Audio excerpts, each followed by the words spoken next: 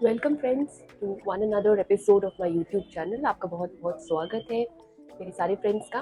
और आज हम बात करने जा रहे हैं सर्वाइकल कैंसर स्क्रीनिंग पे एंड सर्वाइकल कैंसर प्रिवेंशन पे।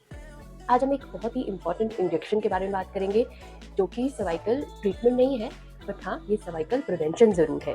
उसका नाम है गार्डासिल। सो दोस्तों, सबसे पहले सर्वाइकल कैंसर क्या है?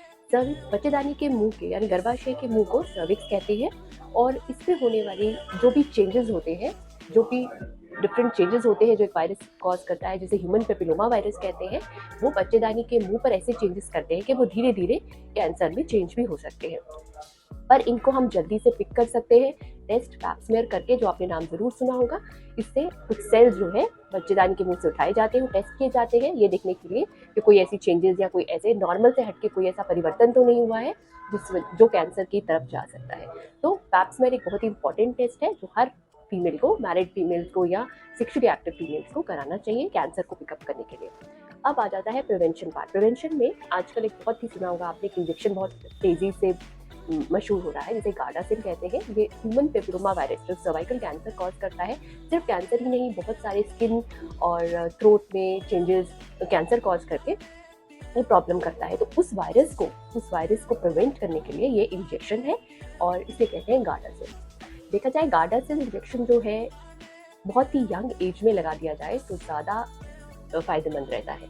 9 से 11 साल की उम्र में जब लड़कियों को, जब यंग गर्ल्स को ये इंजेक्शन लगाया जाता है तो उसका जो इफेक्ट है वो बहुत अच्छा होता है, क्योंकि अभी वो सेक्सुअली एक्टिव नहीं हुई होती और इसलिए उनमें जो एंटीबॉडीज बनती है इस वायरस के अगेंस्ट वो बहुत ज़्यादा होती है एज कम्पेयर टू बाकी फीमेल्स जो लेटर एज में इनको अप्लाई करती है। तो यूजुअली 26 एज तक, जैसे स्टडीज़ में और सारी पाया गया है कि 26 एज तक लगाना बहुत इफेक्टिव रहता है।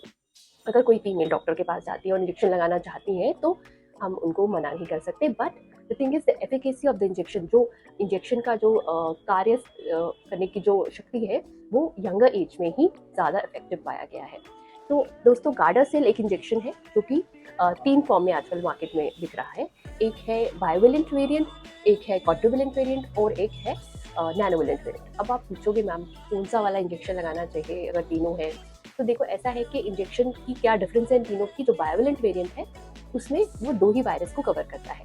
16, 18 2 तरह के वायरसेस हैं जो 80% ऑफ सर्वाइकल कैंसर कॉज करता है। तो ये तीनों इंजेक्शन जो है, जो वेरिएंट्स हैं गार्डासिल के, ये तीनों इन वायरस को तो कवर करते ही हैं। लाइक बायोवेलेंट जो हो गया वो 16, 18 को जरूर कवर करेगा। जो क्वाड्रिवेलेंट है यानी कि वो 4 वायरस को कवर कर रहा है, जिसमें 16, 18 है ही। और नैनोवेलेंट जब लेटेस्ट आया है, इसका मतलब वो 9 वायरसेस को कवर करेगा, यानी कि 16, 18 को इंक्लूड करके वो बहुत सारे और भी, यानी 6 और वायरसेस को भी कवर करेगा, जो कि सिर्फ सर्वाइकल कैंसर ही नहीं, कुछ ऐसे स्किन चेंजेस भी कॉज करते हैं जैसे वॉट्स हो गए और डिस्ट्रॉफीज हो गई स्किन की, जिनको ये वायरसेस कॉज कर सकते हैं। तो ये इंजेक्शन उनको भी कर्व करने में इफेक्टिव रहता है।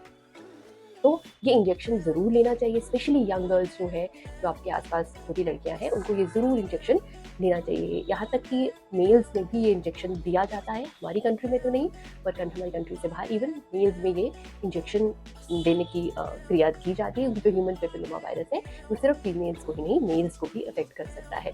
तो ज़रूर ये इंजेक्शन लीजिए और सर्वाइकल कैंसर को प्रिवेंट करने का ये बहुत अच्छा तरीका है। आपको ये ज़रूर दिमाग में रखना है और ये बात क्लियर होनी चाहिए कि जो सर्वाइकल कैंसर की ये ट्रीटमेंट नहीं है, ये एक प्रिवेंशन है उस ह्यूमन पेपिलोमा वायरस को ख़त्म करने का, जो ये वायरस कैंसर कॉज कर सकता है। पर आपको ये भी ज़रूर मानना है कि अगर आपको ये इंजेक्शन मिल जाता है, हम बात करते हैं कि इंजेक्शन की रिजीम क्या है, कितने इंजेक्शन लेने चाहिए।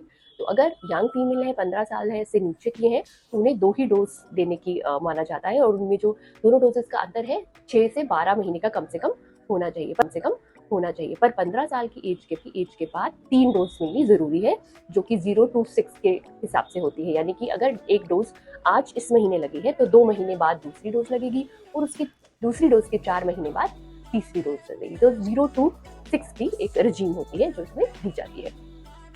अभी फ्रेंड्स, बात यह है कि अगर आपने ये इंजेक्शन लिया है तो क्या आप मुझे बता सकते हैं कि अब आप सर्वाइकल कैंसर से मुक्त हैं, अब आपको किसी तरीका का स्क्रीनिंग टेस्ट जैसे पैप स्मेयर कहते हैं वो कराने की ज़रूरत है कि नहीं? तो ज़रूर दोस्तों, इसकी ज़रूरत है। पैप स्मेयर की ज़रूरत तब भी है अगर आपने इंजेक्शन ले लिया है, क्योंकि जैसे मैंने आपको बताया ये वायरसेस को कवर नहीं करता है, इसलिए अगर कोई ऐसा वायरस है जिसने सर्विक्स में चेंजेस कर दिए हैं जो कि आपके इंजेक्शन के अंदर नहीं आता था, तो वो मिस हो जाएगा। इसलिए पैप स्मेयर जो स्क्रीनिंग प्रोसीजर है उसको फॉलो करना ही है। दैट इज एवरी 3 इयर्स अगर आप पैप स्मेयर करा रहे हैं तो हर 3 साल के बाद सेक्सुअली एक्टिव फीमेल्स को पैप स्मेयर ज़रूर कराना चाहिए। और इस सर्वाइकल कैंसर से बचने के लिए, इससे फाइट करने के लिए ये सब नियम फॉलो करने चाहिए।